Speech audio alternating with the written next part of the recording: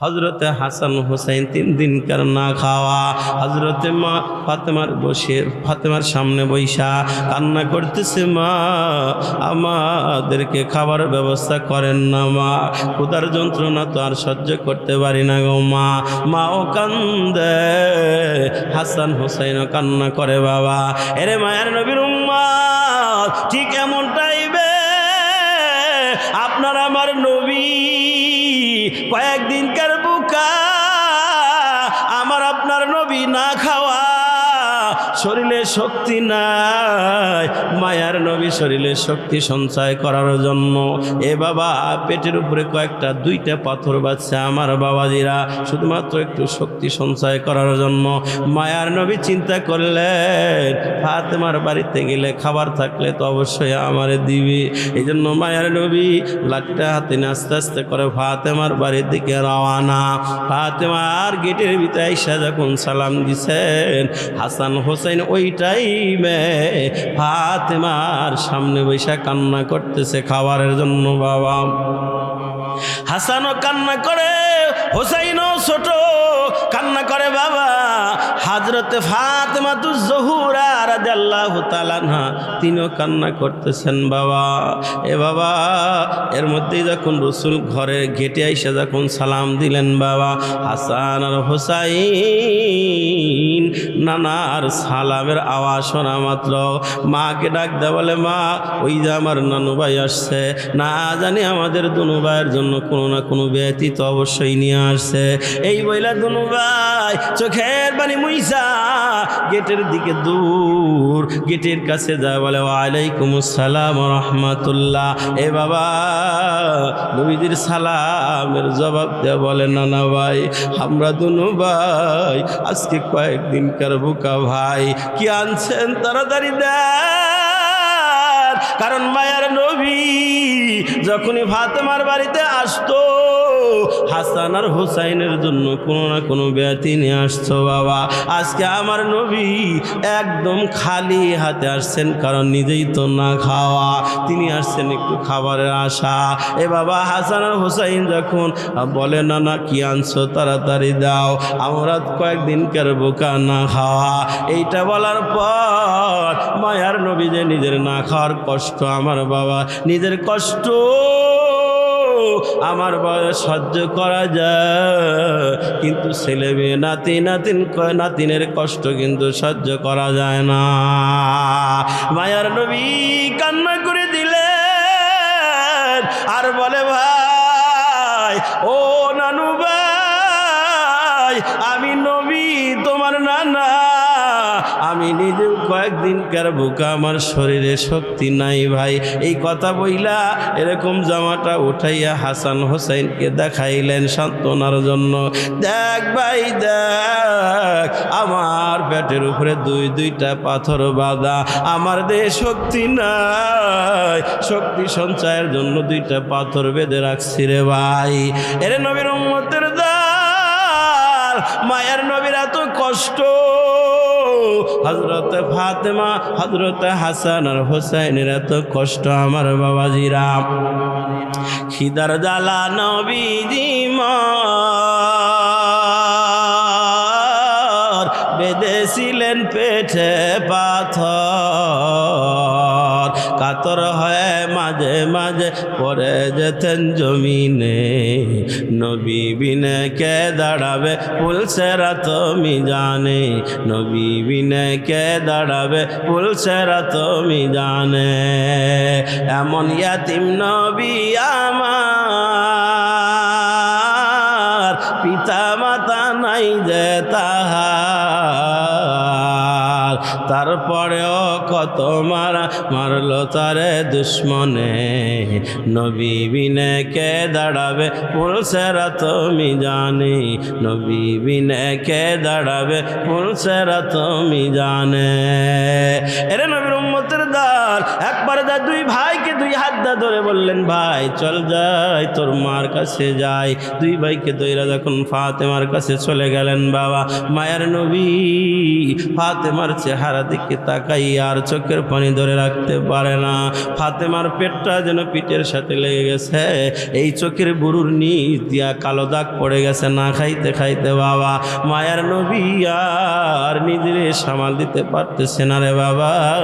মায়ার নবী তাদের খাবারের ব্যবস্থা করার জন্য বাড়ির থেকে বের হয়ে চলে গেলেন। বাবা বললেন তোমরা বসো, দেখি আমি কোনো ব্যবস্থা করতে পারি কি না।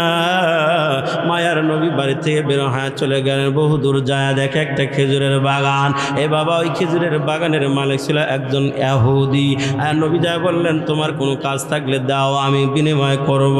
ইহুদি বললেন ভাইজান তেমন কোনো কাজ নাই, তবে এই রশিয়ার বালতি দিয়া যদি এই কুয়া থেকে পানি উঠাইয়া উট বকরিকে খাওয়ান এবং খেজুর গাছের গোড়ায় দেন, এক বালতি পানি উঠাইবেন, বিনিময় 3টা খেজুর দেওয়া হবে।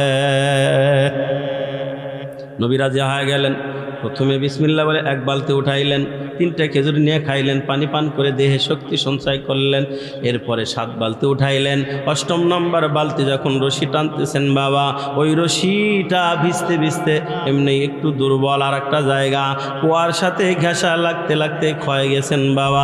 ওই জায়গাটা রশিটা ছিঁড়ে বালতিটা কুয়ার মধ্যে পড়ে যায়। বাকি রশি আসছে বাবা, বালতি না। দূর থেকে ওই ইহুদি মালিক তাকায় দেখে বালতি নাই। রাগ হইয়া নবীজিকে জিজ্ঞেস করে মোহাম্মদ বালতি কোথায়? মায়ার নবী বলে ভাইজান বালতি যে রশিটা ছিঁড়ে কুয়ার মধ্যে পড়ে গেছে, রশিটা দুর্বল হয়ে যাওয়ার কারণে ছিঁড়ে গেছে। ইহুদি বলে না না, রশির কারণে ছেড়ে না, এই তুমি ইচ্ছা করে ছিঁড়েছ। নবী বলে না না, আমি ইচ্ছা করে ছিঁড়ি নাই, রশির কারণে, রশি দুর্বল হওয়ার কারণে ছিঁড়ে গেছে। এরকম কথা বলতে বলতে এক পর্যায়ে ওই খেজুরের বাগানের মালিক ওই ইহুদি আমার আপনার মায়ার নবীর গালের ভিতরে একটা ঠাস করে থাপ্পড় লাগায় দেয়। নাউজুবিল্লাহ জোরে বলি। এত জোরে মারছে বাবা, থাপ্পড় দেওয়ার পর আমার মায়ার নবী আর নিজের ধরে রাখতে পারে না। নবী আমার বসে পড়ছে, হাত দুইটা দেখার এরকম ভাবে ধইরা মায়ার নবী জমিনের ভিতরে বসে পড়ছে। এ বাবা মায়ার নবীর চেহারার ভিতরে 5টা আঙ্গুলের দাগ ফুটে উঠছে বাবা। এরে নবীর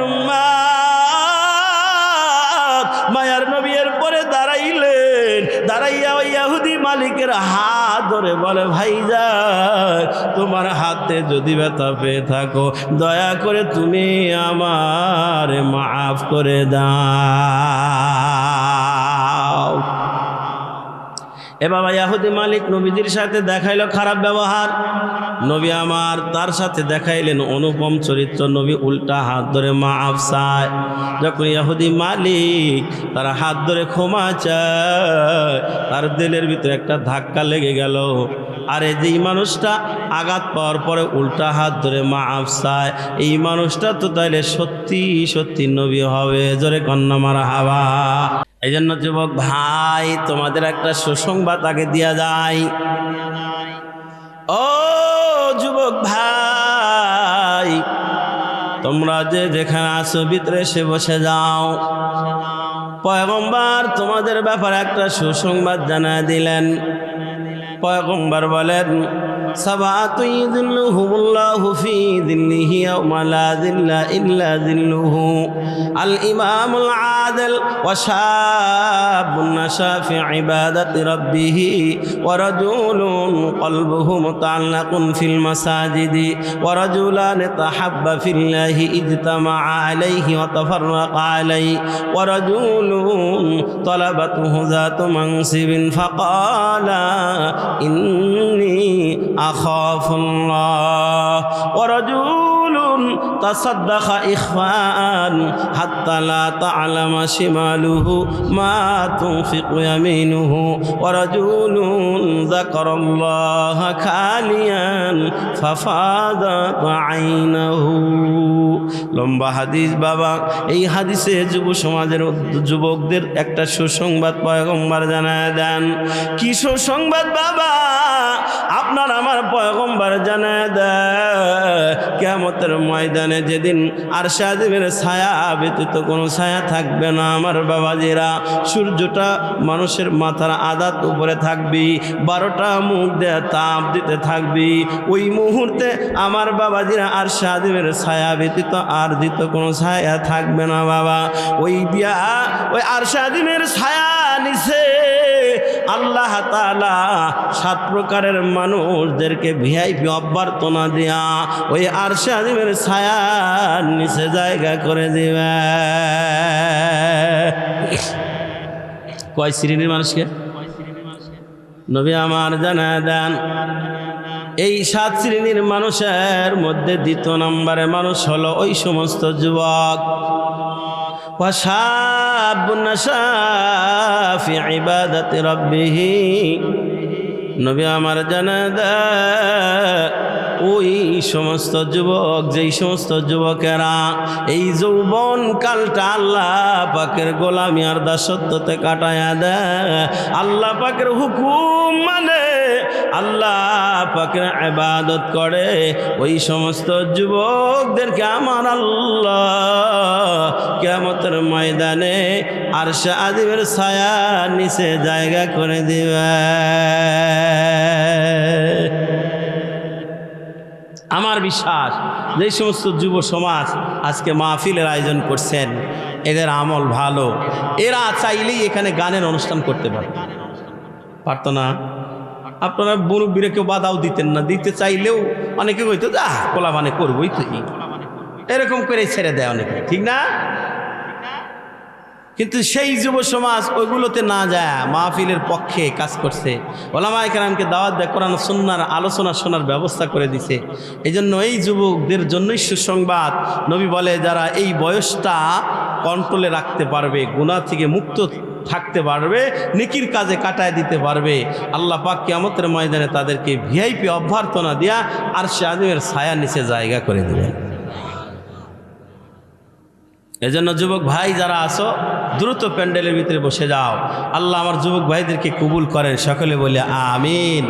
আমার বাবাজিরা বলতেছিলাম পয়গম্বর আলাইহিস সালাতু ওয়াস সালাম তিনি তার পুত পবিত্র জবান দেওয়ালেন, মান সাল্লা আলাইয়া আশরান ফি আউয়ালিন নাহার ওয়া আশরান ফি আখিরিন নাহার নালাতুহু শাফাআতি ইয়াউমাল কিয়ামা।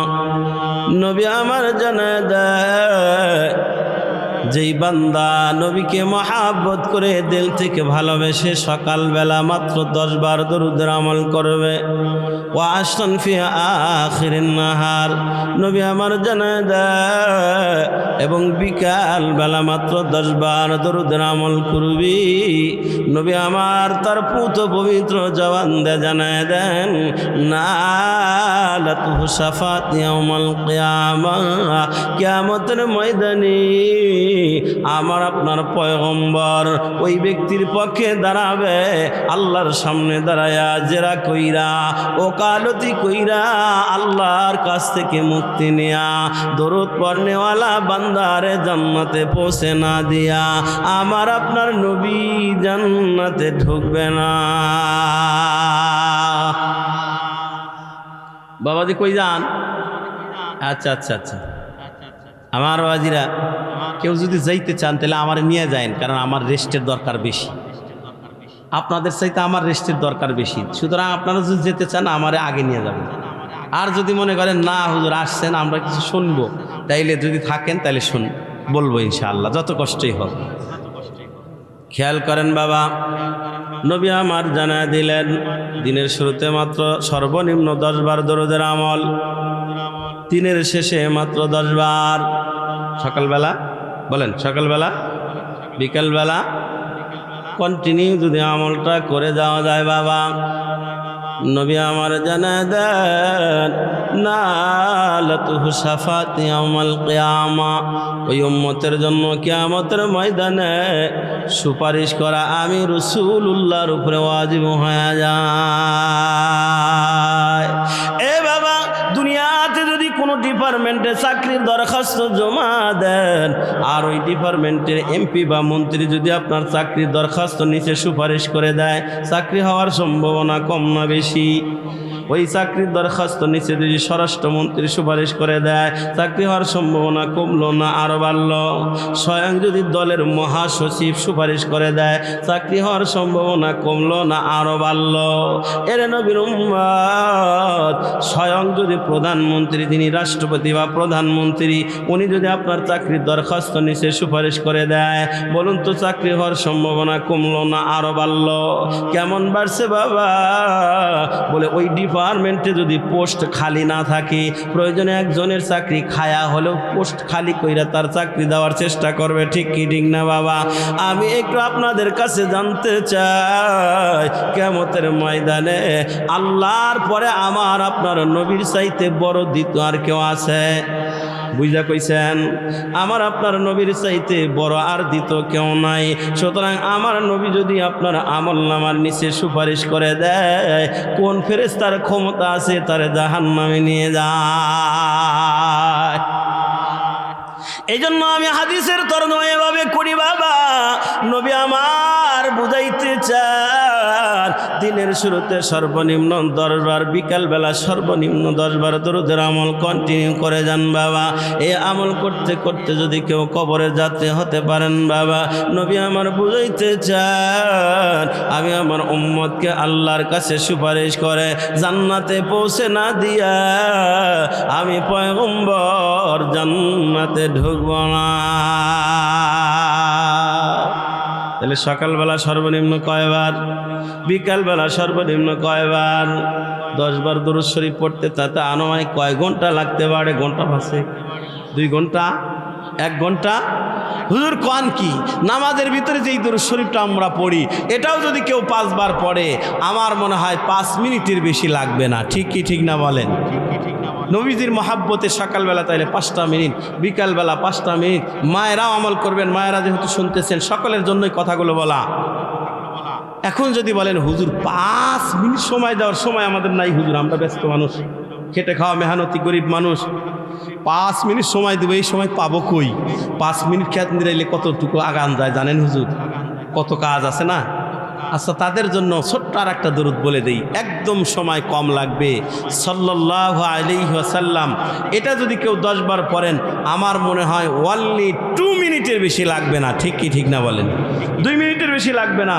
তো রসুলের মহাব্বতে সকালবেলা 5 মিনিট অথবা 2টা মিনিট, বিকালবেলা 5টা মিনিট অথবা 2টা মিনিট কন্টিনিউ যদি দিতে পারেন, তাহলে রসুল বললেন না আলাতহু শাফাআতি ইয়াউমাল কিয়ামা, কিয়ামতের দিন তার জন্য সুপারিশ করে আমি জান্নাতে না পৌঁছে দিয়া আমি নবীজি জান্নাতে ঢুকবো না। সুবহানাল্লাহ। কি বলেন? আমল করা যায় ইনশাআল্লাহ? কঠিন হয়ে গেল। আবার অনেকে এখন মনে মনে খুশি হইতে পারেন, হুজুর আপনার মতো আব্দুর রাজ্জাক গোয়াপুরি হুজুর তো আরো আগে দরকার ছিল। বলে কেন? বলে যে আমল দিলেন হুজুর, সকালবেলা 10 বার দরুদের আমল, বিকেলবেলা 10 বার, নবীজি সুপারিশ করে তারা জান্নাতে নিয়ে যাবেন। হুজুর আপনি বয়ান করতে থাকেন, রাত 3টা বাজায় দেন, সমস্যা নাই। বলে কেন? বলে রাত 3টার সময় মোনাজাত দিয়ে দিবেন, আরামের বিছানায় গিয়ে সুন্দর করে ল্যাপটা গায়ে দিয়ে ঘুমায় যাব, সকাল 10টার সময় ঘুম থেকে উঠবো, বেরাসটা মুখের ভিতরে দিয়া এরপরে 10 বার দরুদের আমল করে নিব।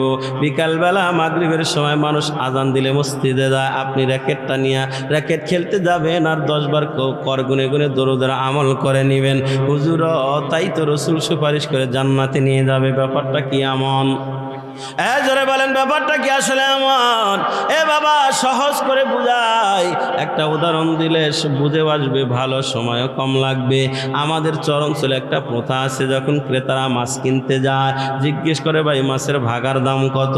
যদি জেলে ভাই বলে ভাই যমুনা নদীর মাছের দাম বেশি 500, অমনি আমাদের অঞ্চলের ক্রেতারা জিজ্ঞেস করে ভাই ফাও দিবা কতটি? ফাও বোঝেন অতিরিক্ত দিবেন কতটি?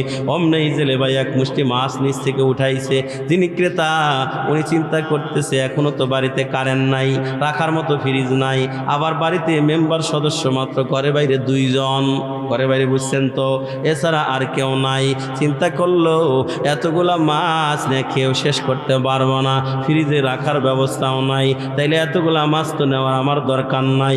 ফাও মাছ যেটি উঠাইছে এই মাছটি হলেই তো আমাদের দুজনের হায়া যায়। এই জন্য ক্রেতা জেলে ভাইকে ডাক দেয়, বললো ভাইজান তোমার এই 500 টাকার বাগা আমি নেব না, ওই ফাও মাছটি বলে তিনি ভৈরা আমার ব্যাগে দিয়ে দাও। এ বাবারা বুঝে থাকলে জবাব দেন। জেলে ভাই খুব খুশি খুশি ফাও মাছটি বলে তিনি ভৈরা তার ব্যাগে দিয়ে দিবে। তো একজনে বলেন দেবে নাকি? কেন দেবে না? বলে ওই অতিরিক্ত ফাও মাছ যদি নিতে চাও তাইলে তোমাকে 500 টাকার আসল ভাগা নেওয়া লাগবে। আসল ভাগা না নিয়ে ফাও মাছের আশা করা যেমন বোকামি। আল্লাহ পাকের যতগুলা ফরজ বিধান আছে সবগুলো হলো আসল, যেমন নামাজ, রোজা, হজ, যাকাত, পর্দা ইত্যাদি ইত্যাদি যতগুলা ফরজ বিধান সবগুলো হলো আসল। আপনি ফজরের নামাজ পড়বেন না, 10টার সময় ঘুম থেকে ওইটা দরুদের আমল করবেন। মাগরিবের নামাজ পড়বেন না, র্যাকেট নিয়ে খেলতে যাবেন, ভলিবল নিয়ে খেলতে যাবেন, আর 10 বার দরুদের আমল করে নেবেন। তাই বুঝি নবী সুপারিশ করে জান্নাতে নেবে? ব্যাপারটা কিন্তু এমন না রে বাবা। মাছ আসল মাছ না কিনা যেমন ফাও মাছের আশা করা যেমন বোকামি, আল্লাহ পাকের ফরজ বিধান আমল না কইরা দরুদের আমল দিয়ে জান্নাতে যাওয়ার আশা করা তেমন বোকামি। কথা কি বুঝাইতে পারলাম? তাইলে সকালবেলা সর্বনিম্ন কয়বার, বিকালবেলা কয়বার? আসল বাদ দিয়া, জোরে কোন আসল বাদ দিয়া। আমার কথা তো বুঝতেছেন? আসল আদায় করার পরে এরপরে আপনি অতিরিক্ত হিসাবে, এটা নফল, অতিরিক্ত হিসাবে আমল করতে থাকেন। এই অতিরিক্ত আমলের দ্বারা কি হবে? আমি আপনি যে আসল আমল করতেছি, আমরা কি বুকে হাত দিয়ে বলতে পারবো যে আমার নামাজ 100% কবুল? হুজুর পারবে? আপনারা কেউ পারবেন? কেউরও বলার সুযোগ নাই। তার মানে সকলেরই কম বেশি দুর্বলতা আছে। আর এই কারণে যদি আমরা কিয়ামতের ময়দানে জাহান্নামের হুকুম হয়ে যায়, আসল আদায় করছি কিন্তু ওই যে ত্রুটি হয়ে গেছে, এই কারণে যদি জাহান্নামের অর্ডার হয়, তখন নবীজি দাঁড়াবে, দাঁড়াও আমার উম্মতের আমলনামাকে আগে আমাকে চেক করতে দাও। নবীজি যখন দেখবে যে আমলনামার ভিতরে দরুদের আমল আছে সকালে 10 বার, বিকেলে 10 বার, নবীজি তখন বলবে এই তোমরা থামো, আমি আল্লাহর কাছে যাই, আল্লাহর সাথে আমার কথা আছে। তখন সেইটা তাকে নিয়ে আল্লাহর কাছে যায় জেরা করবে, সুপারিশ করে জান্নাতের মালিকানা বানা দিবে। সুবহানাল্লাহ জোরে বলে। কিন্তু আপনার আমলনামার ভিতরে দেখা গেল ফজরের নামাজ নাই, জোহরের নামাজ নাই, আসর নাই, মাগরিব নাই, ফজর নাই, নামাজি নাই। কি বলেন? তাহলে দরুদের আমল দিয়ে পার পাওয়া যাবে না? বাবা না। আপনাদের এই গোলাবাড়ি পূর্বপাড়া এই অঞ্চলে দৈনিক নামাজ কয় ওয়াক্ত? মাশাআল্লাহ, এখনো 5 ওয়াক্ত রাখছেন। তাহলে অনেক জায়গায় মুসল্লি ভাগ ভাগ হয়ে গেছে বাবা। বলবেন কেমনে? তাইলে 2টা মিনিট শোনেন বাবা। এক শ্রেণীর মুসল্লি পাওয়া যায়, দেখবেন বাবা সারা বছর খবর নাই, 2 ঈদের দিন নতুন জামা, নতুন টুপি, আতর সেন লাগায়া ঈদগার ময়দানে ইমাম বরাবর প্রথম কাতারে হাজির হয়ে আছে না নাই? এই প্রকারের মুসল্লির নাম আমি দিয়েছি খোশ মুসল্লি। ঈদর তো খুশি, শুধু খুশির নামাজ পড়ে, এছাড়া আর মসজিদে পাওয়া যায় না। 2 নম্বর প্রকার মুসল্লির নাম আমি দিয়েছি খাট মুসল্লি।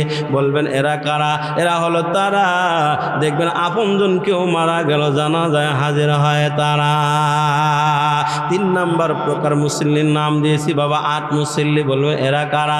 দেখবেন সারা সপ্তাহে খবর নাই, শুধু জুমার দিন জুমা নামাজ আদায় করার জন্য মসজিদে আসে, আর মাঝখানে 6 দিন নাই, আবার শুক্রবারে জুমা হাজির হয় আসে না নাই? এই প্রকারের মুসল্লি হয়তো আপনাদের এই গোলাবাড়িতে নাই, আছে?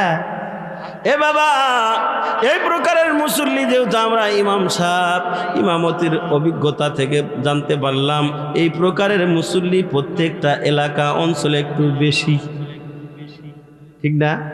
জুমার দিন দোতলা ভরপুর হয়ে যায়, সামনে 2-1 কাতার চট দেওয়া লাগে। আসরের নামাজে যায় দেখি সেই 13 জন। তাহলে জুমার নামাজে দোতলা ভরপুর, সামনেও 2-1 কাতার চট দেওয়া লাগে, আসরের সময় 13 জন। যত জায়গায় ইমামতি করলাম তত জায়গায় একই অবস্থা দেখতেছি। তার মানে প্রত্যেকটা জায়গায় এই প্রকারের মুসল্লির আমদানি একটু বেশি, ঠিক না? 4 নাম্বার প্রকার মুসল্লির নাম মুখস্থ করে নিয়ে যাবেন। ওয়াজ তো আমরা খালি জীবন ভরা শুনি, নিয়ে যাই না, মুখস্থ করে নিয়ে যাবেন। 4 নাম্বার প্রকার মুসল্লির নাম দিয়েছি বাবা সিজনাল মুসল্লি। বলবেন এরা আবার কারা?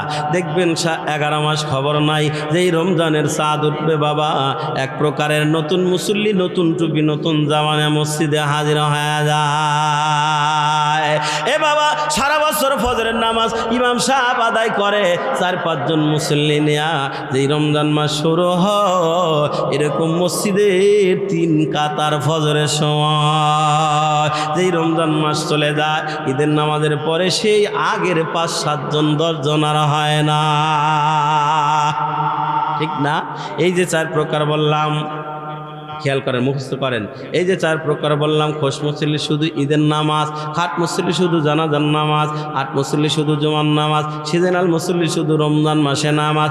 এই 4 প্রকারের ভিতরে কারো নাম যদি থেকে থাকে বাবা, পাও দুটা দেন, আমি আপনার ভাই হয় আপনার পা ধরে বলে যাব রে ভাই, এই 4 প্রকারের ভিতরে নাম লইয়া যদি কেউ কবরে যায়, কবরটা হবে আযাবের জায়গা বাবা।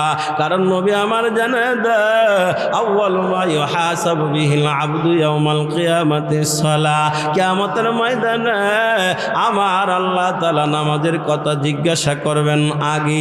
নামাজ যদি আপনার ঠিক থাকে বাকি সবগুলো আপনার জন্য সহজ হয়ে যাবে, আর নামাজ যদি ভেজাল হয় বাকি সবগুলো আপনার জন্য কঠিন হয়ে যাবে।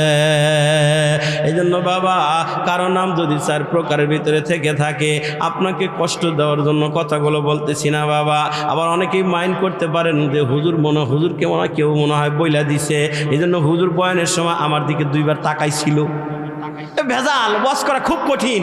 এক জায়গায় এরকম বয়ান করছি, হুজুর বয়ানের শেষে মোনাজাতের পরে হুজুর আমাকে আল্লাহ তাআলা ওই বান্দার প্রতি 10টা রহমত নাজিল করে দেয়।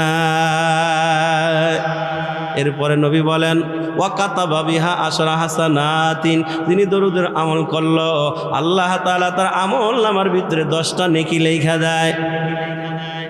একটু বললেন সুবহানাল্লাহ। এরপরে নবী বলেন ওয়া মাহা আনহু বিহা আশরা সাইয়াতিন, যিনি দরুদের আমল করলো তার আমল নামা থেকে 10টা গুনাহ আল্লাহ মুছে দেয়। ওয়া রাফা লাহু আশরা দারাজাতিন, যিনি দরুদের আমল করলো আল্লাহ তাআলা তার মান মর্যাদা ইজ্জত দুনিয়া আখিরাতে আরো 10 গুণ বাড়ায় দেয়। তাহলে একবার পড়লে 4টা লাভের কথা হাদিসে আসছে। দেখেন এই হাদিসে প্রথম একবার পড়লেন 10টা রহমত পাইলেন, 3 নম্বর আমলনামা 10টা নেকি পাইলেন, 3 নম্বর আমলনামা থেকে 10টা গুনাহ মুছে গেল, 4 নম্বর মর্যাদা 10 গুণ আল্লাহ বাড়ায় দিল। এবার তাহলে হিসাবটা মিলান বাবা, সকালবেলা যদি 100 বার কমপক্ষে ধরে নেন, 10 বারই যদি পড়ে নেন বাবা সাল্লাল্লাহু আলাইহি ওয়াসাল্লাম সাল্লাল্লাহু আলাইহি ওয়াসাল্লাম 10 বার যদি পড়ে নেন বাবা, তাহলে 10 কে 100 হয়, ঠিক কি ঠিক না বাবা? আপনি দিনের শুরুতেই আল্লাহর কাছ থেকে 100টা রহমত পায়া গেলেন, দিনের শুরুতে আপনি আল্লাহ তাআলার কাছ থেকে 100টা আমলনামা নেকি পায়া গেলেন, দিনের শুরুতেই আল্লাহ তাআলার কাছ থেকে আমলনামা থেকে 100টা গুনাহ মুছে নিলেন, মর্যাদা 100 গুণ আল্লাহ বাড়ায় দিল। আবার যদি বিকালবেলা সন্ধ্যার সময় মাগরিবের নামাজের পরে গুনে গুনে সর্বনিম্ন 10 বার দরুদে আমল করে নেন বাবা, এই রাতের শুরুতে আপনি 100টা রহমত পায়া গেলেন, রাতের শুরুতে 100টা নেকি পায়া গেলেন, রাতের শুরুতে আপনি আমল থেকে 100টা গুনাহ মুছে গেল, মর্যাদা 100 গুণ বাড়ায় নিলেন। আর যদি কোনো বান্দা বান্দি 100 বার করে সাল্লাল্লাহু আলাইহি ওয়াসাল্লাম পড়েন, সর্বোচ্চ 5 মিনিট সময় লাগতে পারে, এর বেশি লাগে না বাবা। 100 বার সাল্লাল্লাহু আলাইহি ওয়াসাল্লাম পড়তে সর্বোচ্চ 5 থেকে 6 মিনিট লাগে, এর বেশি লাগে না। তবে পড়তে পড়তে যদি অভ্যস্ত হয়ে যান দেখবেন 3 মিনিটই হয়ে যাবে। প্রথম হয়তো 5-6 মিনিট লাগতে পারে। এই ওজিফাটা যদি করেন তাহলে 100 বার যদি পড়েন তাহলে 100 রে গুণন দিলে কত হয়? 1000। দিনের শুরুতে আপনি 1000 রহমত পায়া গেলেন। 1000 আমলনামা 1000 নেকি পাইলেন, আমলনামা থেকে 1000 গুনাহ মুছে নিলেন, মর্যাদায় 1000 গুণ বাড়ায় নিলেন। আবার রাতের শুরুতেই যদি পড়েন 100 বার সাল্লাল্লাহু আলাইহি ওয়াসাল্লাম 5 মিনিট সময় দিয়া, তাহলে আপনি রাতের শুরুতে আবার 100টা রহমত পাওয়া গেলেন, আমলনামায় 100টা নেকি পাওয়া গেলেন। আমার বাজারে আমলনামা থেকে 100টা গুনাহ মুছে দেওয়া হয়, মর্যাদায় 100 গুণ বাড়িয়ে দেওয়া হয়। এরে নবীর উম্মতের দল আমার বাজিরা, তাইলে এই আমলটা করা যায় ইনশাল্লাহ, কি বলেন? যেহেতু আমলটা করা বড় সহজ, আমি আমার মাদেরকে বলবো, মা এই দরুদের ওজিফা আপনারাও চালায় যান। মা আপনার ছেলের চাকরি হয় না, দরুদের ওজিফা চালায় যান, দোয়া করেন চাকরি আল্লাহ ব্যবস্থা করে দিবি। আপনার ছেলে বিদেশ যাইতে পারতেছে না, এ বাবারা দরুদের ওজিফা শুরু করে দেন, ওজিফা করে করে দোয়া করবেন, আল্লাহ ব্যবস্থা করে দিবি। সংসারে অভাব অনটন, দরুদের ওজিফা শুরু করে দেন, আমার আল্লাহ অভাব অনটন থেকে মুক্ত দান করবে। এ বাবা যে কোনো সমস্যা আপনি দরুদের আমল শুরু করে দেন, দেখবেন আমার আল্লাহ আসমান থেকে সমস্যা দূর করে দিবে। আমার বাজিরা, তাহলে এই দরুদের আমল করা যাবে তো ইনশাআল্লাহ। সকালবেলা সর্বনিম্ন কয়বার, বিকালবেলা কয়বার? আসল বাদ দিয়া, ধরে কোন আসল বাদ দিয়া না, আসল আদায় করার পর। এবার একটা ছোট্ট ঘটনা আপনাদেরকে শোনাই বাবা। কিতাবের নাম খায়রুল মাওয়ানিস, লেখক কাজী আবু বকর সিন্দি রহমাতুল্লাহি আলাইহি, তিনি তার কিতাবের ভিতরে একটা হাদিসের ঘটনা বলছেন, বলবো না থামবো? জিকির করি লা ইলাহা ইল্লাল্লাহ, লা ইলাহা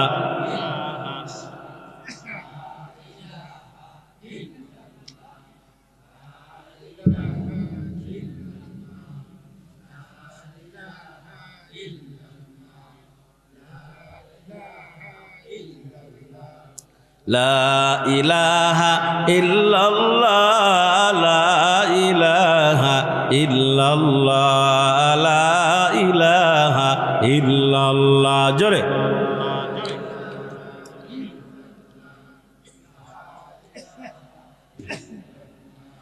লা ইলাহা ইল্লাল্লাহু মুহাম্মাদুর রাসূলুল্লাহ সাল্লাল্লাহু আলাইহি ওয়াসাল্লাম। খেয়াল করেন বাবা, আল্লাহ নবীর সাহাবী হযরত আলী কারামাল্লাহু ওয়াজহু রাদিয়াল্লাহু তাআলা আনহু, এ বাবা তিনি কালামুল্লাহ তেলাওয়াত করতেছিলেন খানায় কাবার বারান্দায় বসে বসে।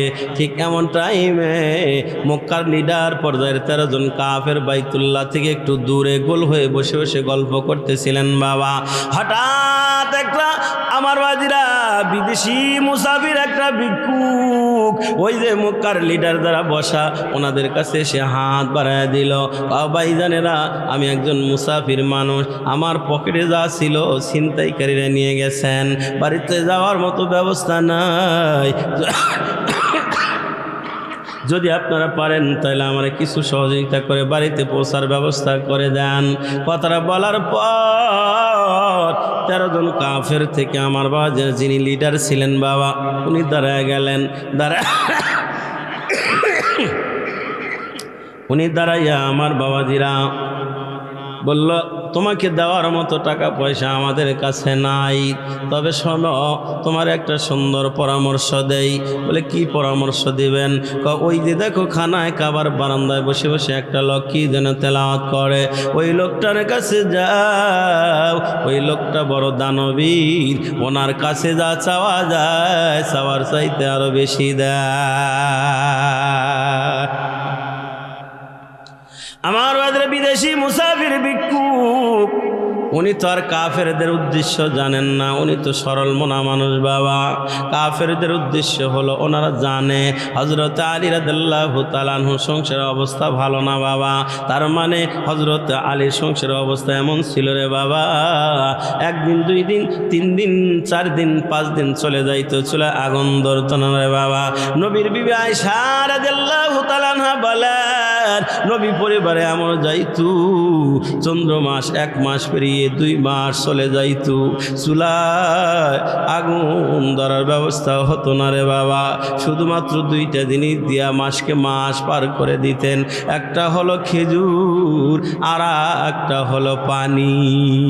এরে নবীর উম্মতের দল, হযরতে আলীর অবস্থা এমন, ওরা না জানে আলীর সংসার অবস্থা ভালো না, আলীর সংসার অবস্থা অত্যন্ত শোচনীয়। তার বাড়িতে খাবার নাই, এটা কাফেররা জানে। এ বাবা ওই সময়টা এমন ছিল, হযরতে হাসান হোসেন 3 দিনকার না খাওয়া। হযরতে মা ফাতেমার সামনে বৈশা কান্না করতেছে, মা আমাদেরকে খাবার ব্যবস্থা করেন না মা, ক্ষুধার যন্ত্রণা তো আর সহ্য করতে পারি না গো মা।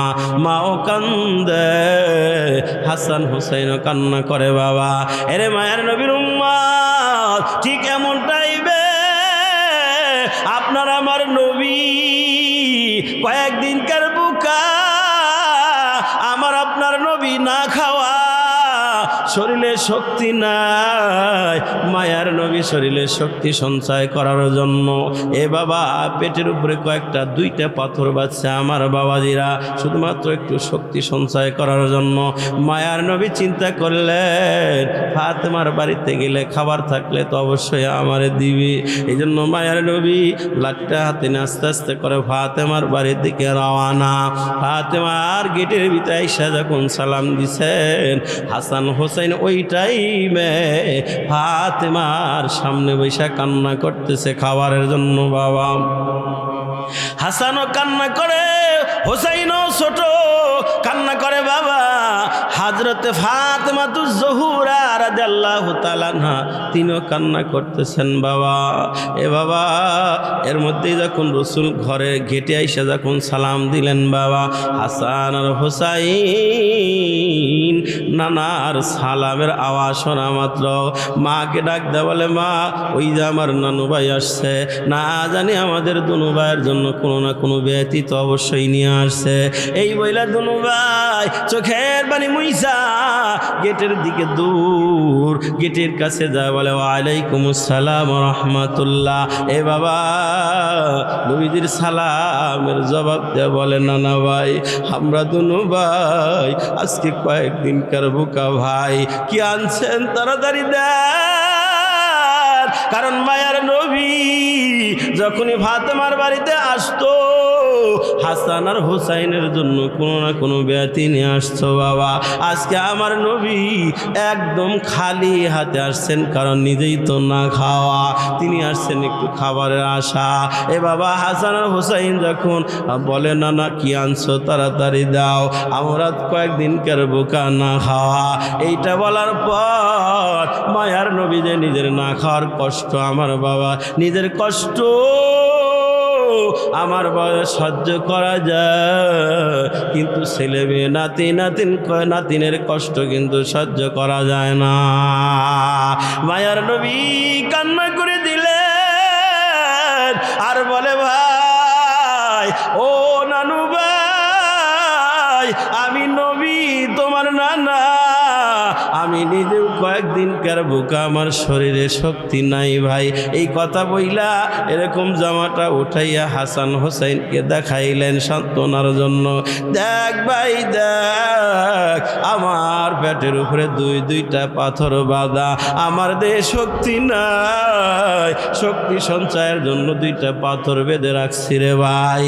এরে নবীর উম্মতের দল, মায়ের নবীর এত কষ্ট, হযরতে ফাতেমা হযরতে হাসান আর হোসেনের এত কষ্ট, আমার বাবাজিরা খিদার জ্বালা নবীজি বেঁধেছিলেন পেটে পাথর,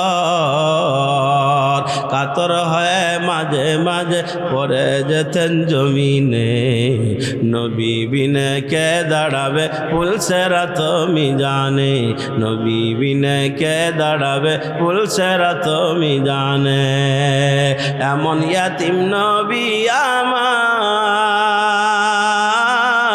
পিতা মাতা নাই যে তাহার, তারপরেও কত মারা মারলো তারে দুশ্মনে, নবী বিনে কে দাঁড়াবে পুলসেরাত মিজানে, নবী বিনে কে দাঁড়াবে পুলসেরাত মিজানে। এরে নবীর উম্মতের দল একবার যা দুই ভাইকে দুই হাত ধরে বললেন, ভাই চল যাই তোর মার কাছে যাই। দুই ভাইকে দইরা যখন ফাতেমার কাছে চলে গেলেন বাবা, মায়ের নবী ফাতেমার চেহারা দিকে তাকাই আর চোখের পানি ধরে রাখতে পারে না। ফাতেমার পেটটা যেন পিঠের সাথে লেগে গেছে, এই চোখের বুরুর নিচ দিয়া কালো দাগ পড়ে গেছে না খাইতে খাইতে বাবা। মায়ের নবী আর নিজেরে সামাল দিতে পারতেছে না রে বাবা। মায়ের নবী তাদের খাবারের ব্যবস্থা করার জন্য বাড়ির থেকে বের হয়ে চলে গেলেন বাবা। বললেন তোমরা বসো, দেখি আমি কোনো ব্যবস্থা করতে পারি কি না। মায়ার নবী বাড়ি থেকে বের হয়ে চলে গেলেন। বহু দূর যায় দেখে একটা খেজুরের বাগান। এ বাবা ওই খেজুরের বাগানের মালিক ছিল একজন ইহুদি। নবী যায় বললেন তোমার কোনো কাজ থাকলে দাও, আমি বিনিময় করব। ইহুদি বললেন ভাইজান তেমন কোনো কাজ নাই, তবে এই রশিয়ার বালতি দিয়ে যদি এই কুয়া থেকে পানি উঠাইয়া উট বকরিকে খাওয়ান এবং খেজুর গাছের গোড়ায় দেন, এক বালতি পানি উঠাইবেন, বিনিময়ে 3টা খেজুর দেওয়া হবে। নবী রাজি হয়ে গেলেন। প্রথমে বিসমিল্লাহ বলে এক বালতি উঠাইলেন, 3টা খেজুর নিয়ে খাইলেন, পানি পান করে দেহে শক্তি সঞ্চয় করলেন। এরপরে 7 বালতি উঠাইলেন। 8ম নম্বর বালতি যখন রশি টানতেছেন বাবা, ওই রশিটা ভিজতে ভিজতে এমনি একটু দুর্বল, আর একটা জায়গা কুয়ার সাথে ঘেঁষা লাগতে লাগতে ক্ষয়ে গেছেন বাবা। ওই জায়গাটা রশিটা ছিঁড়ে বালতিটা কুয়ার মধ্যে পড়ে যায়। বাকি রশি আসছে বাবা, বালতি না। দূর থেকে ইহুদি মালিক তাকায় দেখে বালতি নাই। রাগ হইয়া নবীজিকে জিজ্ঞেস করে মোহাম্মদ বালতি কোথায়? মায়ের নবী বলে ভাইজান বালতির রশিটা ছিঁড়ে কুয়ার মধ্যে পড়ে গেছে, রশিটা দুর্বল হয়ে যাওয়ার কারণে ছিঁড়ে গেছে। ইহুদি বলে না না, রশির কারণে ছেড়ে না, এই তুমি ইচ্ছা করে ছিঁড়েছ। নবী বলে না না, আমি ইচ্ছা করে ছিঁড়ি নাই, রশির কারণে, রশি দুর্বল হওয়ার কারণে ছিঁড়ে গেছে। এরকম কথা বলতে বলতে এক পর্যায়ে ওই খেজুরের বাগানের মালিক ওই ইহুদি আমার আপনার মায়ার নবীর গালের ভিতরে একটা ঠাস করে থাপ্পড় লাগায় দেয়। নাউজুবিল্লাহ জোরে বলি। এত জোরে মারছে বাবা, থাপ্পড় দেওয়ার পর আমার মায়ার নবী আর নিজের ধরে রাখতে পারে নাই। নবী আমার বসে পড়ছে, হাত দুইটা দেখাল এরকম ভাবে ধইরা মায়ার নবী জমিনের ভিতরে বসে পড়ছে। এ বাবা মায়ার নবীর চেহারার ভিতরে 5টা আঙ্গুলের দাগ ফুটে উঠছে বাবা। এরে নবীর উম্মত মায়ার নবী এর পরে দাঁড়াইলেন, দাঁড়াইয়া ওই ইহুদি মালিকের হাত ধরে বলে ভাইজান তোমার হাতে যদি ব্যথা পেয়ে থাকো দয়া করে তুমি আমার মাফ করে দাও। এ বাবা ইহুদি মালিক নবীজির সাথে দেখাইলো খারাপ ব্যবহার, নবী আমার তার সাথে দেখাইলেন অনুপম চরিত্র। নবী উল্টা হাত ধরে মাফ চায়। যখন ইহুদি মালিক তার হাত ধরে ক্ষমা চায়, তার দিলের ভিতরে একটা ধাক্কা লেগে গেল। আর এই যে মানুষটা আঘাত পাওয়ার পরে উল্টা হাত ধরে মাফ চায়, এই মানুষটা তো তাইলে সত্যি সত্যি নবী হবে। জোরে কন্যা মারহাবা। নবীদের আদর্শ এত সুন্দর, এই জন্য আল্লাহ বলেন ওয়া ইন্নাকা লাআলা খুলুকিন আযীম। নবীদের আদর্শ এত সুন্দর, আদর্শ দেখা বেঈমানে মুসলমান হয়ে যায়। সুবহানাল্লাহ। ওই ইহুদি মালিক লম্বা কথা, ওই ইহুদি মালিক পরবর্তীতে মুসলমান হয়, ওইটা আলাদা একটা সাবজেক্ট। আমি যেটা বুঝাইতে চাইলাম হযরতে ফাতেমার আলীর সংসারের অবস্থা কেমন ছিল একটু হলেও তো বোঝা গেছে আমার বাজিরা। ওই কাফেররা জানে আলীর সংসার অবস্থা এমন। জানার পরেও ওই আমার বাবাজিরা বেঈমানেরা মদিনার মক্কার কাফের 13 জন ওই ভিক্ষুককে হযরত আলীর কাছে পাঠায় দিল, মনে আছে তো? ওই ভিক্ষুক আস্তে আস্তে করে আমার বাবাজিরা আলী রাদিয়াল্লাহু তাআলা আনহুর কাছে চলে আসলেন। বাবা আলীর কাছে আসার পর আমার সালাম দিলেন, আসসালামু আলাইকুম। সালাম দেওয়ার পর আমার বাবাজিরা সালাম দেওয়ার পর হযরত আলী রাদিয়াল্লাহু তাআলা কোরআনের আয়াত শেষ করে কোরআনুল কারীম এরকম বন্ধ করলেন, চুমু খাইলেন। বাবা এরপর আমার বাবাজিরা হযরত আলী জিজ্ঞেস করে, মা সাল তাইয়া আখিয়াল মুকাররম, কি দরকার, কেন আসু, কি বলতে চাও বলো। এবার আমার বাবাজিরা ওই বিদেশি মুসাফির ভিক্ষুক ডাক দেওয়া বলেন, ভাইজান ওই যে মানুষগুলা দেখা যায় ওনাদের কাছে কিছু সাহায্যের জন্য আবদার করেছিলাম, ওনারা দেয় নাই, ওনারা আপনাকে দেখা দেয় বলেছে, যা চাওয়া যায় চাওয়ার চাইতে নাকি আপনি বেশি করে দিয়ে থাকেন, তাই আপনার কাছে আসলাম। আমি বড় মুসাফির, বাড়িতে যাওয়ার মতো আমার কাছে ভাড়া নাই, যা ছিল সব ছিনতাইকারীরা নিয়ে গেছে, যদি পারেন আমার একটু সহযোগিতা করে বাড়িতে পৌঁছার ব্যবস্থা করে দেন। কথাটা বলার পর হযরত আলী রাদিয়াল্লাহু তাআলা আনহু কোরআনুল কারীম এরকম বুকের সাথে ধরে দাঁড়ায় গেলেন। দাঁড়াইয়া ওইদিকে তাকায় দেখলেন ওই জায়গায় কারা বসা। তাকায় দেখে বাবা ওইখানে মক্কার লিডার পর্যায়ের 13 জন কাফের বসা। হযরত আলী বুঝতে পারলেন ওরা আমার কাছে কেন পাঠাইছে, তার মানে ওরা জানে আমার সংসার অবস্থা কেমন, ওরা এই জন্য পাঠাইছে বুঝি। আমি ভিক্ষুককে কিছু দেব না, খালি হাতে যখন ফেরত দিয়ে দেব তখন আমাকে নিয়ে, ইসলামকে নিয়ে, নবীকে নিয়ে, আল্লাহকে নিয়ে তারা কটূক্তি করবে, উপহাস করবে, ঠাট্টা করবে যে মুসলমানরা কেমন গরিব, ভিক্ষুককে খালি হাতে ফেরত দিয়ে দেয়। মুসলমানরাও গরিব, মুসলমানের নবীও গরিব, এমনকি মুসলমানের আল্লাহ ফকির। জোরে কান্না নাউযুবিল্লাহ। আল্লাহকেও ফকির ওরা বলেছে, কোরআনে তার প্রমাণ আছে। লাকাদ সামিআল্লাহু কাওলাল্লাযীনা ক্বালু ইন্নাল্লাহা ফাকিরুন ওয়া নাহনু আগনিয়া। ওই বেঈমানেরা বলে যে আমরাও ধনী, আমাদের যিশু খ্রিস্টানও ধনী, আর মুসলমানরাও গরিব, এমনকি মুসলমানের আল্লাহ ফকির। নাউযুবিল্লাহি মিন যালিক। আমার বাবাজিরা ওইটা আলাদা একটা বয়ান। এরে বাবা নবীর উম্মত, হযরত আলী চিন্তা করে তাইলে এখন কি করা যায়, যদি খালি হাতে ফেরত দেই তাহলে উপহাস করবে, ঠাট্টা করবে, কিন্তু দিব যে দেওয়ার মতো তো আমার কিছু নাই। এবার হযরত আলী মাথাটা উপরের দিকে দিয়ে আমার বাবাজিরা চোখের পানি ছেড়ে ছেড়ে রবকে ডাকতেছেন, রব তুমি তো আল্লাহ, যে আল্লাহ মুহূর্তের মধ্যে সব কিছু ব্যবস্থা করতে পারো। এই জন্য আল্লাহ জানায় দেয়, উদউনি আস্তাজিব লাকুম।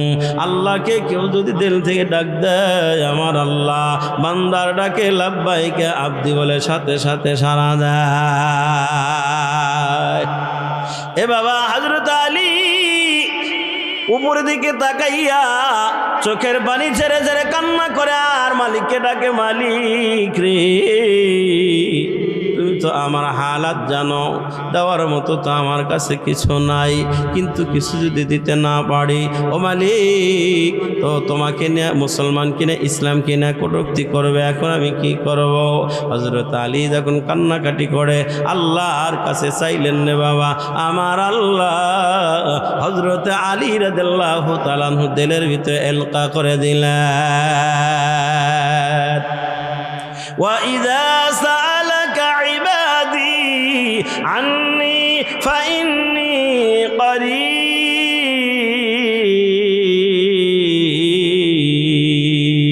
করিব উজিবু দাওয়াতাদ দাঈ ইযা দাআন ফালইস্তাজিবু লি ওয়ালইউমিনু বি লাআল্লাহুম ইয়ারশুদুন। এ কালামে জিন্দা কুরআন হাকিম হিকমতে ও লা ইয়াজালাস্তু কদিম জামিউল ইলম ফিল কুরআন হাকিম তাকাসারাত আনহু আফহামুর রিজালি। হযরত আলী কান্না করে করে যখন আল্লাহর কাছে চাইলেন বাবা, আল্লাহ হযরত আলীর দিলের ভিতরে এলকা করে দিলেন। হযরত আলী বসে পড়লেন বাবা, চোখের পানি মুসলিম। ভিক্ষুককে বললেন তোমার হাতটা আমার দিকে বাড়ায়া দাও। এবার ভিক্ষুক যখন খুব আগ্রহ নিয়ে হাত এরকম পেতে দিলেন বাবা, হযরত আলী ভিক্ষুকের হাতের ভিতরে একটা ফু দিলেন। এরকম ফু দিয়া মুষ্টি বন্ধ করে দেয়, বললেন ভাইজান এই মুষ্টি তুমি খুলবা না, যারা আমার কাছে পাঠাইছে ওদের কাছে যাওয়ার পর বিসমিল্লাহির রহমানির রহিম বিসমিল্লাহ শরীফ তেলাওয়াত করে মুষ্টি খুলবা, এর আগে খুলবা না। ভিক্ষুক মনে মনে চিন্তা করে চাইলাম কি আরে দিল কি, চাইলাম টাকা পয়সা দিল মুখের বাতাস, এটা কি আর মুষ্টির ভিতরে ধরে রাখা যায় নাকি? রিক্সাওয়ালাকেও তো দেওয়া যাবে না। কিন্তু পরক্ষণে এসে আবার চিন্তা করলো, আমি যখন তার কাছে বললাম আসমানের দিচ্ছে, ওই দিকে একবার তাকাইলো, আসমানের দিকে তাকায় তাকে অনেকক্ষণ কান্নাকাটি করলো। আবার আমার হাতে যখন ফু দিল, ফু দেওয়ার আগে দেখলাম তার ঠোঁট দুইটা নড়তেছিল, তার মানে কোনো কিছু তেলাওয়াত করেই তো আমার হাতের মধ্যে ফু দিল। যা পরে ফু দিল তার বরকতে আমার আল্লাহ একটা কিছু বানাও তো দিতে পারে, পারে কি পারে না? এ বাবা, আল্লাহর এই ক্ষমতা আছে না নাই? আমার আল্লাহর পাওয়ার আছে, ক্ষমতা আছে বাবা। ইন্নাল্লাহা আলা কুল্লি শাইইন কাদির। কাদের কুদরত দারি বর কামাল, আনতা রব্বি আনতা হাসবি যুল জালাল, তুহি কাদের জলিলুল্লাহ জাহাদার, বাহার হালে তুহি মেরা নিগাহদার। আতিনা ফি দার দুনিয়া না হাসান, আতিনা ফি দার উকবানা হাসান, ইয়া গিয়াসাল মুস্তাগীসিন ইহদিনা লাফতিখারা বিল উলুমি ওয়াল গিনা। এরে নবীর উম্মতের দল, আমার বাবাজিরা খুব সংক্ষেপে বলতেছি, শেষ করে দিচ্ছি, আমার বাবা বিরক্ত হবেন না বাবা।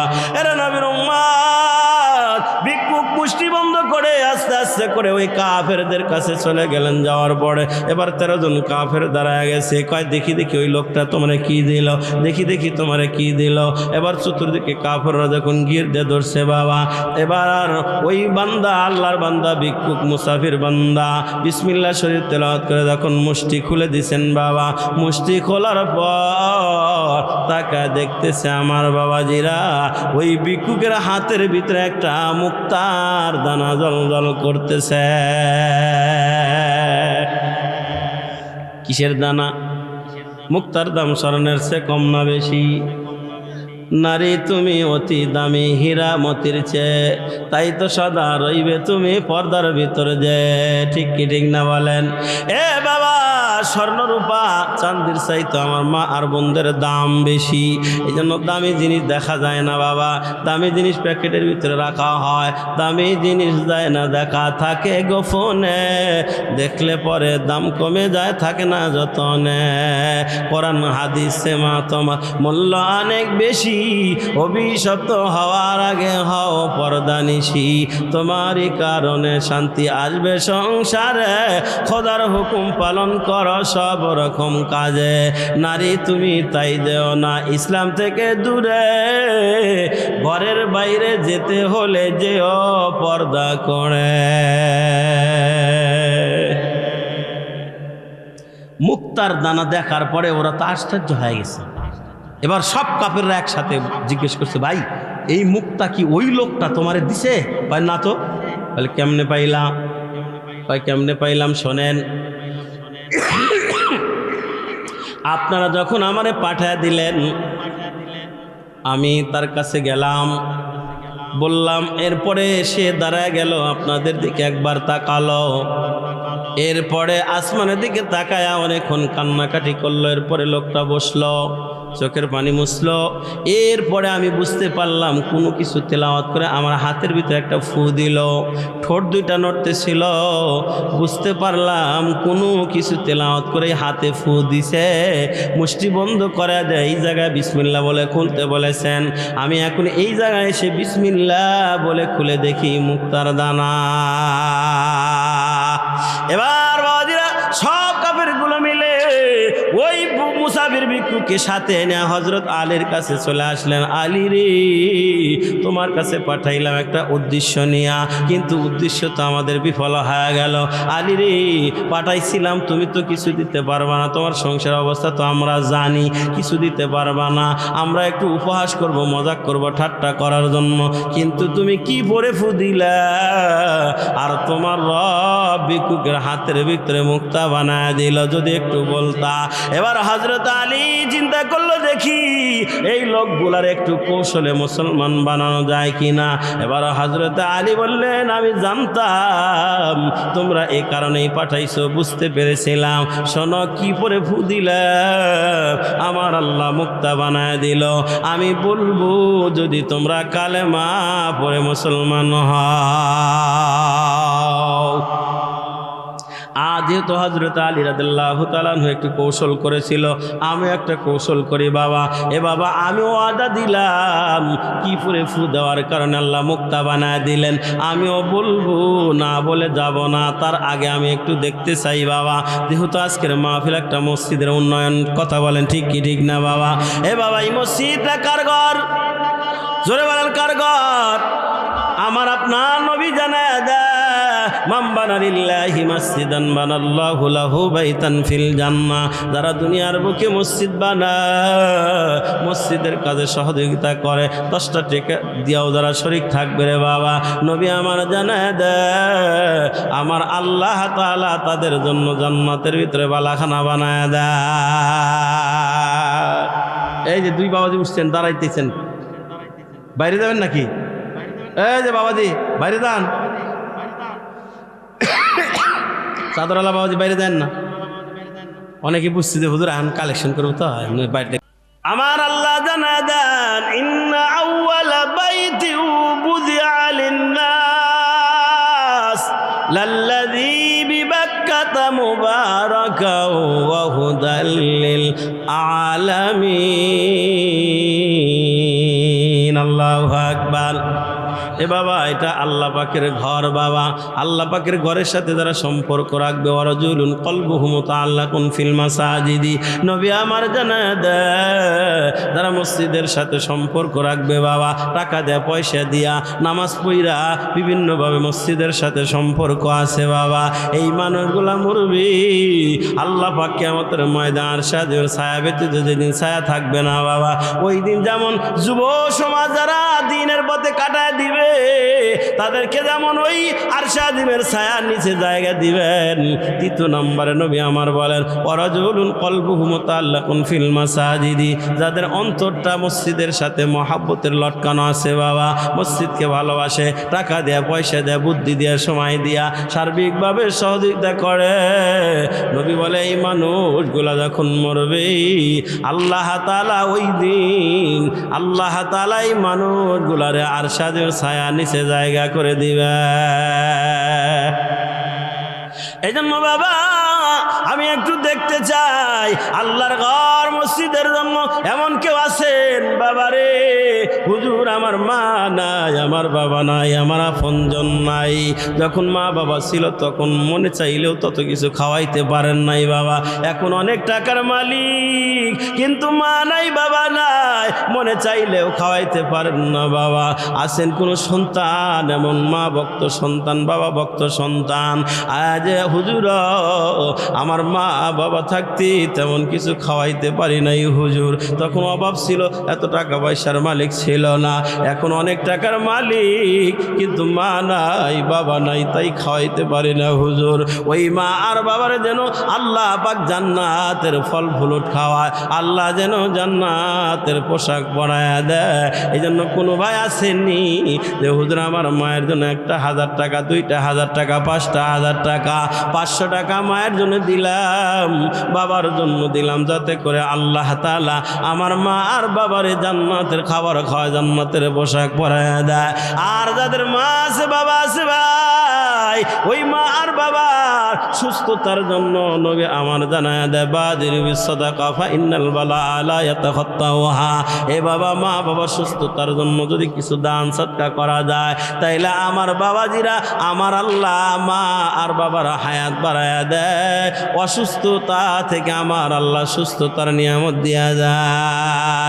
এই জন্য যাদের মা আছে, মা বাবার সুস্থতার জন্য যতটুকু পারেন বাবা, 500, 1000, 2000, 5000, 10,000, যতটুকু আপনার সমর্থ আছে বাবা, সমর্থ অনুযায়ী আগেও দিছেন, আজকেও একটু দেন, সবাই নিয়ে একটু দোয়া করবো বাবা। এ বাবা আল্লাহর ঘর মসজিদের জন্য দেন, এটা আপনি আখিরাতের ব্যাংকে জমা দিলেন, তার মানে কিয়ামত পর্যন্ত আপনার আমল নামা নেকি পৌঁছাইতেই থাকবে।